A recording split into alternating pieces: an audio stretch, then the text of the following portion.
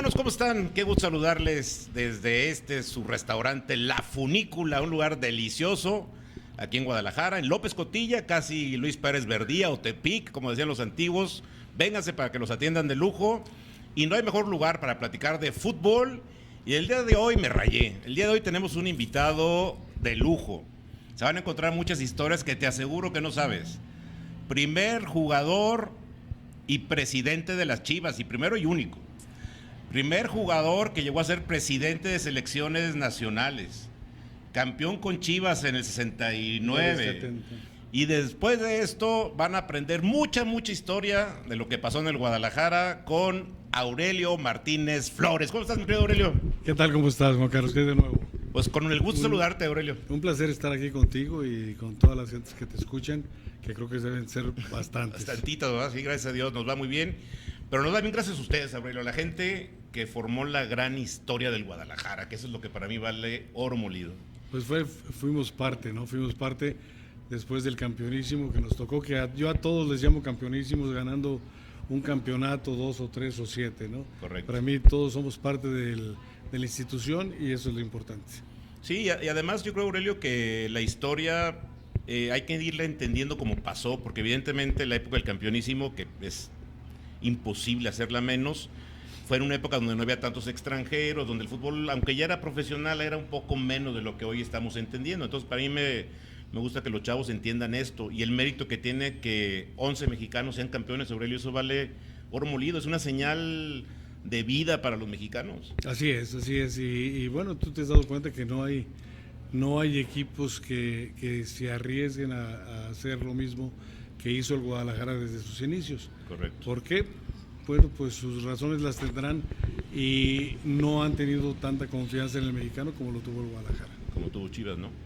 Ahora, Aurelio, para ver los que se acuerdan de él y si no, para los más jóvenes, les platico, jugador mediocampista con una zurda extraordinaria, elegante para jugar, Aurelio. Gracias, muy amable. Y con un cañón que hizo época, Aurelio, porque eras peligroso en los tiros de media distancia, tiros libres.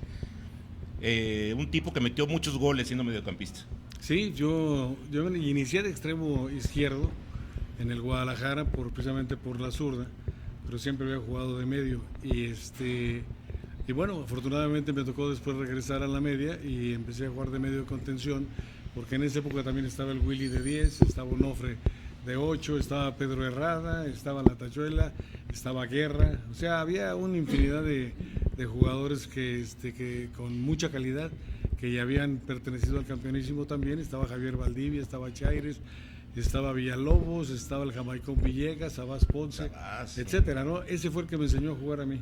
Es que iba a decir, tu mejor compañero, 8 campeonatos, pues seguramente Sabás Ponce, no debe ser una delicia jugar con la hormiguita, como le decían. Definitivamente, porque él, cuando yo agarraba la pelota me decía, no corras tú, que corra la pelota. Dámele ahí te voy otra vez, y entonces empezábamos ahí y de veras es cierto, hay que hacer correr la pelota, no correr tras la pelota. No, hombre, un tipo sensacional, en paz descanse don Sabás, abrazo a Luis, a su hijo, a la familia, pero de esos jugadores con 8 campeonatos, Aurelio, qué historia, ¿no? Así es, no, pues estaba ahí también Salvador Reyes, que era otro de los grandes jugadores, Héctor Hernández, que fue técnico mío por un partido nada más. Nos dirigió el partido del Cruz Azul, era un fenómeno y no sé por qué no le dieron la oportunidad de seguir en el Guadalajara como técnico, porque creo que tenía todos los conocimientos de las pocas gentes que no habían estudiado para ser técnico, pero que tenía la habilidad y la imaginación para dirigir a los jugadores.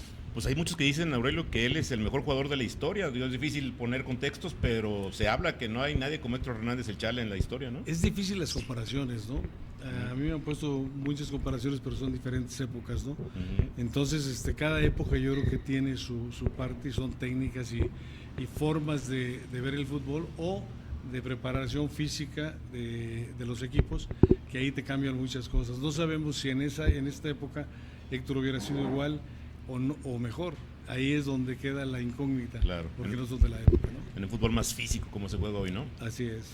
Oye, Aurelio, y bueno, y te toca esa transición que fue muy dura, porque justo mencionaste a alguno de los compañeros, parte todavía del campeonísimo, pero pues justo después de ese campeonato para el torneo del 71 es cuando se retiran ya los últimos campeonísimos, y viene esta renovación que le cuesta mucho trabajo al Guadalajara, ¿no? Creo que como que se perdió, hay una generación, o no hubo quienes pudieran llenar todos los huecos que había, porque era un equipo muy bien armado. Fíjate que hay circunstancias en esto.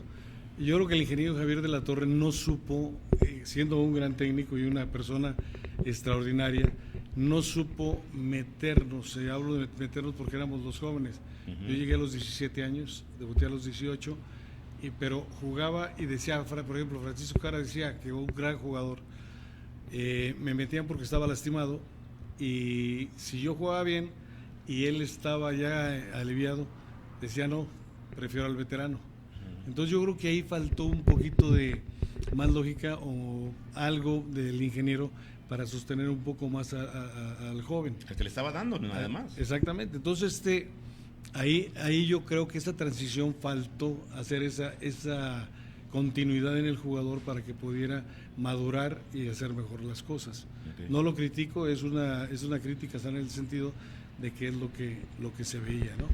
Pero de ahí todavía tuvimos en el 71-72 que el Cruz Azul nos eliminó, le ganamos 1-0 en México y aquí nos ganó 2-0.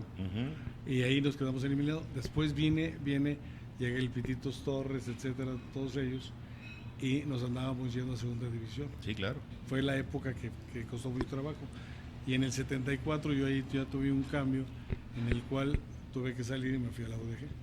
Oye, Aurelio, ¿qué tanto pesó en esa época, justo en tu primera etapa ya que eras titular indiscutible en los 70s, toda la esperanza que estaba puesta en Alberto Onofre? Creo que él era un jugador que era clave en las aspiraciones de Chivas, ¿no? Y pareciera que después de ese accidente que, digo, hoy lo veo en retrospectiva, platicando con Rafa Ortega, que es amigo común, sí, claro. Un abrazo al doctor. Claro, pues él te diría que esa operación lo hubiera sacado a lo mejor en 2-3 meses y resulta que tardó 2 años en volver y jamás volvió a ser el mismo, ¿no? Sí, fíjate que hay unas circunstancias, yo creo que a él le costó mucho trabajo superar esa lesión, el no haber ido al Mundial, porque definitivamente era el mejor jugador de México. Alberto tenía una capacidad, me acuerdo muy bien, iban corriendo con el balón Alberto, tú lo ibas marcando por el lado, el costado derecho o izquierdo, y él se fijaba precisamente en el momento en que el contrario abría la pierna para tocarle la pelota por ahí y él salir por el otro lado. Muy pocos jugadores yo he visto que hagan ese tipo, y la técnica que tenía y la inteligencia para jugar era maravillosa. Entonces yo creo que a él le quedó un trauma muy fuerte con la cuestión de la lesión y después con la muerte de Jaime López. Claro. Que ahí fue una parte que le faltó superar o le dolió mucho o realmente no le hicieron la operación como debía de ser. Correcto. Y aparte luego también el tema de Muciño, ¿no? Fueron en un mes 2 muertes por asesinato, además, que pues son algo completamente inesperado y pues debe ser muy fuerte superarlo, Aurelio. Sí, Octavio también un gran compañero, gran amigo, él se la vio en mi casa. Todos los martes se iba ahí a jugar con mi papá, mi mamá y todos. Estaba solo él aquí en Guadalajara y siempre se iba conmigo, se cobijaba y nos íbamos a jugar con un juego que se llama Contento, lo invitábamos y ahí cenábamos y luego ya hacíamos el jueguito y ya nos íbamos cada quien a sus casas, ¿no? Pero también fue una situación muy, muy, muy impactante, pues un mes, el primer mes Jaime y después Muciño. Sí, qué terribles. Bueno, momentos. Al revés, fue primero Muciño. Después y luego Jaime. Sí. Buen central, ¿no? De muy buena presencia. Sí, tocó cuando yo estaba recién casado. En mi despedida de soltero, nos tocó pasar con Muciño precisamente en ese mismo lugar donde lo mataron. Aquí en Pedro Moreno y Unión, ahí fue. Digo Unión, en América, sí, Unión, sí, que es de aquel lado. Y al regresar yo de mi luna de miel, me encuentro, yo llego a Guadalajara al entrenamiento, me dicen, ¿a qué vienes? Vámonos a velar a Jaime. Y fue un impacto bastante fuerte, sí. Sí, claro. Sí, porque eran muy grandes, muy, muy buenos amigos los dos. Pues qué difícil. Oye, Aurelio, luego te vas a la UDG, cuando la UDG formó aquellos Leones Negros que hicieron también una época, ¿no? El equipo, como dicen, que nació grande, que compró la franquicia, pero eso no demerita que llegaron a ser un equipo fuerte y te tocó ser parte de esa UDG inicial, ¿no? Sí, fue un equipo muy interesante. La primera temporada cuando compraron al Torreón y que llegó Primero Nacho, después llegué un mes o 22 días después que él. Yo llegué y era un equipo fuerte, pero no era tan fuerte después. Cuando ya llegó Anguiano, Gillo Montes de Oca, Nájera, el Cuirio Santoyo, Chavarín, había 3 jugadores por puesto, realmente. Entonces tenías que jugar, o jugabas bien o ya no volvías a jugar, ¿no? Entonces fue una presión muy fuerte, muy buena presión, pero muy fuerte para sostenerte y poderte mantener como líder ahí. Y afortunadamente a mí me tocó ser el capitán los 2 años que estuve ahí con la UDG. Y luego regresas a Chivas. Y luego regresé a Chivas otra vez. Y nos fue entre azul y medias noches, unos bien, unos mal, pero muy, muy, muy contentos. Sí, ¿quiénes eran los medios contigo? ¿Te tocó Herrada? ¿Te tocó también José Luis Real? Bueno, José Luis Real fue mi hermano, es un tipo extraordinario que desde antes de yo salir a la UDG éramos los compañeros, él y yo jugábamos los dos cubriendo el puesto de contención, jugábamos los dos y uno iba y otro venía y sostenía, ¿no? Y también estuvo Pedro Herrera, que ese era un jugadorazo. El Tacho Solórzano, fíjate, un jugador que jugó poco tiempo en Liga Mayor, pero también era igual de fino que Pedro. Parecía que traían en los pies guantes, o eran manos las que como manejaban la pelota, ¿no? Estaba también la Vaca Sánchez, tocó ahí. ¿Quién más estaba? José Luis Real, Pepe Martínez. Pepe, también en paz descanse. En paz descanse en el accidente que tuvimos cuando fuimos a Puebla. Bueno, pues luego llegaron los hermanos Razo y luego los Peralta de Zacatepec y los otros de León.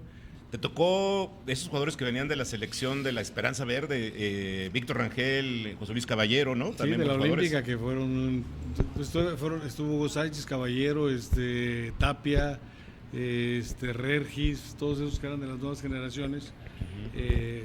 Debo ser yo 5 o 7 años mayor que ellos, pero eran muy buenos jugadores y era la esperanza también que venían muchos de ellos para formar la selección nacional y refrescar Chivas y la selección nacional. ¿Y en qué año te retiras? ¿Sobre el 82 por ahí? En el 82. Sí. Sí, yo me retiré realmente a media temporada porque ya yo tenía unas constructoras y dije, bueno, tengo 32 años, ¿cuánto más voy a durar en el fútbol? Y entonces tomé la decisión de retirarme a media temporada contra el Atlas, que había debutado yo contra ellos, y creo que cometí un error. Yo creo que debí de haberme esperado otros 4 años porque yo me cuidaba mucho y creo que tenía todavía mucho por delante por jugar. Estaba en esa época de entrenador Diego Mercado, y al terminar la temporada él salió y llegó Alberto Guerra. Sí. Entonces yo creo que a mí me hubiera tocado yo con Alberto Guerra y hubiera sido otra situación, me hubiera tocado otra generación más, como es el Chepo de la Torre, y Yayo y todos ellos. Quirarte. Bueno, Quirarte sí me tocó. Quirarte me tocó jugar desde el 78, si no mal no recuerdo. Él ha de haber llegado en el 78, 79, por ahí. Oye, dicen los chismosos que tuviste ahí un altercado con Quirarte. Es normal. Sí, tuvimos ahí una pequeña discusión pero a gusto. Todo se divierte uno porque son anécdotas que pasan en un ambiente donde te quieres mucho, porque llega un momento, andábamos muy mal el equipo y además don Diego, con todo respeto, nos citaba después del entrenamiento en la tarde, a las 4 de la tarde, para platicarnos. Nos platicaba de la Virgen de Guadalupe y de esto y del otro, y luego nos ponía a ver un video en un cuarto así de chiquito, entonces todo estaba muy tenso. Y llegó un momento, estábamos entrenando en el gimnasio, en que algo dijo, y le dije, ya me tienes hasta el gorro, porque le dije, tú lo que haces es levantar las manos para llamar la atención y etcétera, ¿no? Fue tonterías, ¿no? Y bueno, pues ahí nos agarramos, nos dimos a todo dar y mira, quedamos muy a gusto. Y seguimos igual de amigos. Oye, de las cosas que también poca gente sabe, y esta me le dijo tu compadre, le mandamos un abrazo también a Manuelito Corona. ¿Qué me pasa, compadre?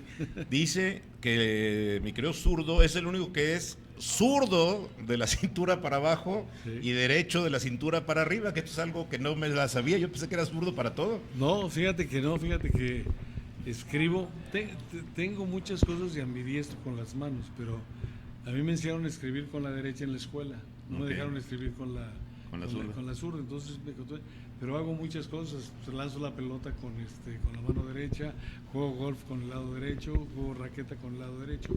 Entonces es una cosa increíble, pero más sin embargo, a mí me viene una pelota para pararla con la derecha y tengo que cruzar la pierna izquierda porque la derecha no me sirve más que para subirme al camión. Ay, qué historias. Oye, Aurelio, y bueno, se termina la etapa de jugador. Tu papá era socio de Chivas, tú también tenías luego tu acción. Sí. Y fuiste, que eso es algo también que hay que decirlo, el primer jugador y presidente electo, porque Así fue con es. elecciones ahí Así en es. Chivas en el 91. Y fue unánime, sí. Sí, sí, sí. Así es. Uniste todas las voluntades, ¿no? Alrededor Sí, tuyo. hablamos con los grupos. Paco González Paul, cuando estaba de presidente, yo no me sentía todavía para ser presidente por muchas razones y teníamos que encontrar forma económica para rescatar la economía del equipo, no del club, porque el club se mantenía solo. Pero él ya no quiso y entonces me dijo, lánzate. Le dije, bueno, si están todos de acuerdo, yo le entro. Si hay alguien que se oponga, prefiero no, porque lo que se trata es que haya unidad aquí en el Club Guadalajara. Que luego venían de un cisma, pues no fue fácil cuando tú llegaste, ¿no? Había pasado ahí el tema de Ruiz Lacroix, que fue complicado. Sí, bueno, y estuvo creo que los las Marcelinos, finanzas se pusieron un poquito complicadas, ¿no? Sí, lo que pasa es que el Guadalajara es una cosa muy especial y en aquella época la comercialización no está como ahora. No existía, ¿verdad? Sí. Entonces, ahí yo, por ejemplo, tuve un altercado con José Ramón Fernández. Porque cuando yo fui presidente del Guadalajara, le pagaban al Guadalajara 500,000 pesos por televisar.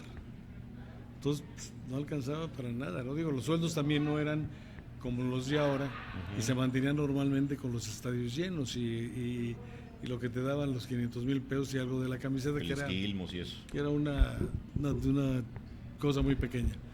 Entonces yo hablé con Alejandro Burillo en México y tuvimos una cita. Entonces me fui para allá y entonces me dice, ¿qué necesitas para que nosotros televisemos todos los partidos? Le dije, necesito 6 millones de pesos. Y me dieron 4. Le dije, encantado de la vida, vamos, con 4 millones de pesos. O sea, de medio millón te fuiste a 4 números. De medio millón me fui en 4. 8 veces, sí. Así es, entonces pues agarramos y mejoramos un poquito. Y hubo unos planes ya de comercialización, de comercializar cierta ropa, cierto esto, cierto lo otro. Y ahí es donde empezó. A mí Maurer me dijo, pues estaba el médico, me dice, oye, vamos uniéndonos y pues hay que repartirlo de lo que consigamos todos entre todos los clubes. Le dije, no, igualate a 4 millones y vamos y repartimos lo que quieras. Claro. Sí, pero no había la facilidad para hacer esas cosas. Y de ahí empezó a crecer la comercialización. Luego te tocó, yo creo que porque el primer patrocinio que tuvo Chivas fue el de Nissan, sin duda, ¿no? Así es. Pero ese me dicen que no dejó gran cosa o en algún momento ni pagaron algunos temas, ¿no? Así es. Pero el que sí conseguiste, que sí había lana importante también de por medio, fue la primera marca, que fue la de Texaco, ¿no? Que fue la que sí pagó un buen dinero. Sí, y luego después vino también, hicimos tratos con Mex Club también para que pusiera la camiseta del Guadalajara y empezamos a crecer en ese sentido. Pero aún así las finanzas del equipo no alcanzaban como para jalar. Hay una anécdota, te lo voy a platicar porque no tiene nada de malo, con Jaime Ordiales, que llega y me dice, oye, quiero tanto de sueldo. Le dije, no puedo darte ese sueldo, te puedo dar 5,000 pesos, fíjate, de aquella época 5,000 pesos. Dice, sí, está bien, ahí está, firmamos, pero me das mi carta cuando yo termine de jugar. Le dije, encantado de la vida, le dije, pero no te va a alcanzar con 5,000 pesos, ya las finanzas económicas del hogar y todo eso son muy diferentes. No, sí, efectivamente al mes llegó y me dice, fíjate que no me alcanza, ¿me puedes aumentar? Sí, la aumentamos a 10,000 pesos. Estos eran los sueldos, estaba ahí Lugo, estaba Aguirre, y les pagábamos a veces con carros, sacábamos dinero prestado, en el cual había cinco socios que nada más aportaban o firmaban los pagarés que pedíamos al banco, que era Beto Agnesi, don Alfonso Cuevas, el doctor, se me fue ahorita el nombre del doctor, que lo quiero mucho, ahorita se me borró, bueno, ahorita me acuerdo. Mi padre y tu servidor, entonces firmábamos como avales para esos créditos. Y de ahí el más, nadie quería firmar ni hacer nada por el equipo, o sea, eran acciones o accionistas de de lujo, vamos a decirlo. Sí, así. pues no había ni siquiera un interés económico, por eso era una sociedad sin fines de lucro, ¿no? Así es. Oye, Aurelio, y te tocó también ahí, justo después de conocer a la negociación ahí con Blanchet y con don Salvador, con lo de Texaco, después de ahí vino la negociación que también te tocó para prestar a Chivas, para arrendarlo, que no es prestarlo, realmente se arrendó el equipo, ¿no? Sí. Te voy a platicar, pues, digo, la historia que nunca me ha gustado decirla, pero bueno, yo me quedé con el equipo. La renta, yo di el cheque para yo quedarme con el equipo, para yo rentarlo y seguir con el equipo y sin embargo, mi padre, digo, que en paz descanse, me dijo, no quiero que te metas en esto, porque luego van a hablar de nosotros y no quiero, mi nombre es este. Y yo respetaba mucho a mi padre. Entonces dije, ok, no hay problema, yo te respeto, vamos a hacer las cosas. Me fui a un club que está por Libertad con Martínez Garza, y ahí hice el trato, le dije, ¿te interesa el equipo? Sí, sí me interesa el equipo, okay. Las condiciones son estas. Entonces le pedí X cantidad de dinero, tanto para las fuerzas básicas, o sea, una situación económica bastante interesante que las aceptó Martínez Garza, que era un gran tipo, una gran persona, y se quedó. Así fue como se hizo el trato del arrendamiento de ahí del club. Nos fuimos al Club Guadalajara, cité a todo el consejo y les dije, señores, aquí está, yo me retiro, y fue cuando quedó Jorge Alarcón de presidente, faltándome 15 días o 22 días para terminar mi periodo. Así es. Oye, Aurelio, pero luego ahí no paraste, te dejas Chivas ya resuelto el tema económico y te vas ahora a la selección nacional, sí. Y te toca también una época dorada, Aurelio, porque creo que, aunque las posiciones no hemos pasado de este famoso cuarto partido, pero te tocaron 2 mundiales que México hizo, yo creo que de los mejores papeles fuera de México, ¿no? El caso de Estados Unidos y el caso de Francia, y también te tocó todavía la Copa América. La Copa América del 93, que fue fabulosa, ¿no? Ahí fue donde empezamos y empezamos a crecer. Sí. Menotti hizo la primera eliminatoria, y cuando los gases lacrimógenos en Honduras, yo creo que le dio miedito y dijo, ya no quiero seguir. Le dije, ¿por qué? Dice, porque no, yo ya cumplí, y la segunda etapa ya no. Fue cuando yo hablé con Miguel Mejía Barón para contratarlo, hablamos con Lankenau, y nos dijo que no había ningún problema para que Miguel se fuera. Entonces hubo dos gentes para mí muy importantes para el crecimiento y el desarrollo de la selección, que fue Menotti en una forma, porque es un filósofo para hablar de fútbol, y Miguel es otro filósofo, pero también es fuera y dentro de la cancha. Mis respetos para el señor, porque fue un gran técnico, y creo que ahí empezó el crecimiento con el conjunto que hizo primero Menotti. Uh-huh. y Miguel lo acabó de enriquecer con otros jugadores, estaba García, etcétera, toda la bola de jugadores muy interesantes, y llegamos a ser subcampeones de la Copa América. Ahí empezó el desarrollo de la selección nacional. Creo que no porque haya llegado yo, pero me tocó la suerte de eso, porque además la planeación que se hizo de veras fue extraordinaria. Y voy a mencionarte una cosa, no es por parte mía, es también por parte de un equipo y una gente que yo respeto, que me enseñó toda la logística de cómo se debe manejar una selección nacional. Oye, Aurelio, y te tocó ahí apoyarte con el liceo Guillermo Aguilar Álvarez, ¿no? Así es, definitivamente. Que un tipo que había hecho muy buen papel en Pumas, gente de fútbol de corazón. Sí, desde su padre. Su padre también estuvo en Pumas antes, y estaba Levinson también, que era un extraordinario compañero. Yo con él, los dos fuimos, me lo llevé a Japón. Me lo llevé porque yo decía a qué directivo nos íbamos a llevar por las cualidades que tenía cada uno de los directivos, para ver cuál funcionaba, por ejemplo, en la sub-15, en la sub-17, etcétera, ¿no? Entonces Levinson era una gente que sabía manejar los equipos de fuerzas básicas de Pumas, y por eso le dije, véngase para jalar y que platique con los muchachos y etcétera, ¿no? Porque también tenía una imagen muy, muy interesante. Y creo que escogí, a mí la única cosa que me faltó a mí ahí para las selecciones nacionales fue llevarme gente mía de aquí de Guadalajara. Y yo creo que me debía haber llevado, por ejemplo, a uno de ellos, a Manuel Corona. Okay. No porque supiera de fútbol, para que manejara otro tipo de cosas administrativas, que ahí es donde creo que me falló un poquito ahí la perspectiva. Pero aún así salieron muy bien las cosas. Estaba el doctor Mario Trejo, y teníamos otras gentes ahí abajo de él para manejar las fuerzas básicas, las selecciones de fuerzas básicas inferiores, ¿no? Híjole, pues esa es parte de una pequeña entrevista con la gran historia de Aurelio Martínez. Y miren, yo por eso les digo que tenemos que conocer y reconocer la historia de gente que hizo grande a Chivas, que le aportó mucho al fútbol, y de repente cuando veo inventos hoy en mi Chivas, por eso sufro, porque creo que hay gente que sabe, gente que es sabia del fútbol, que tiene experiencia y que le tiene cariño, Aurelio, como tú a la institución. Ojalá hicieran un consejo, algo donde gente con tu sapiencia pudiera aportarle todo eso que trae, además con toda la carga de cariño, pero pues tendremos siempre la esperanza de ver unas Chivas mejores, ¿no? Yo creo que sí, fíjate, ahorita en la época, creo que han mejorado bastante. Creo que este muchacho que vino del Real Madrid, Hierro, es un tipo muy sencillo, una gente que creo que trae todos los conocimientos de un gran equipo del cual perteneció, y creo que está metiendo buenas ideas dentro del plantel. No sé, el técnico actual, por ejemplo, yo dudaba mucho de él. Sin embargo, me está demostrando que sí tiene la capacidad para manejar un grupo. Ojalá y lo siga haciendo. Acaba de tener su descalabro después de siete partidos sin perder. Y creo que eso pues pone un foquito bueno a su favor para que siga dentro de manejando este plantel, ¿no?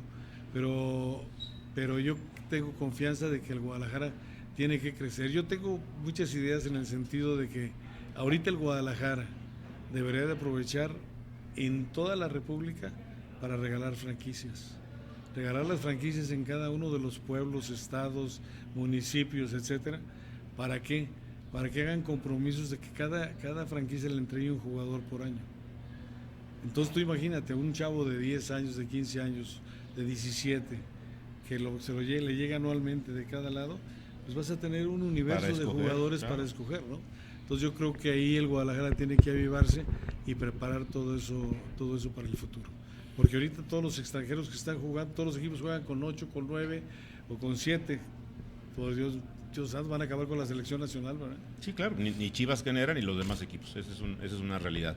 Pero bueno, mi querido Aurelio, no sabes cómo te agradezco la entrevista, te agradezco tu tiempo, pero también te agradezco como chivermano, y estoy seguro que a nombre de mucho de la gente que nos ve, todo lo que hiciste por las Chivas y por haber portado con tanto orgullo nuestros colores y habernos hecho sentir orgullosos y vibrar contigo en la cancha, allá en el Estadio Jalisco.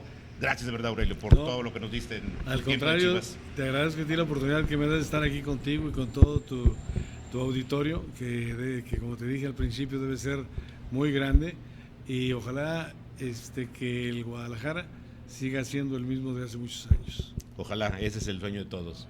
Y pues muchas gracias a todos por acompañarnos. Estamos aquí en la Funícula, en López Cotilla. No se les olvide, vengan a comer rico, comida italiana. Pero lo más importante, hay que ser Chivas hasta la muerte. Hay que estar siempre contigo, amado rebaño. Cuídense, nos vemos en la próxima. Saludos.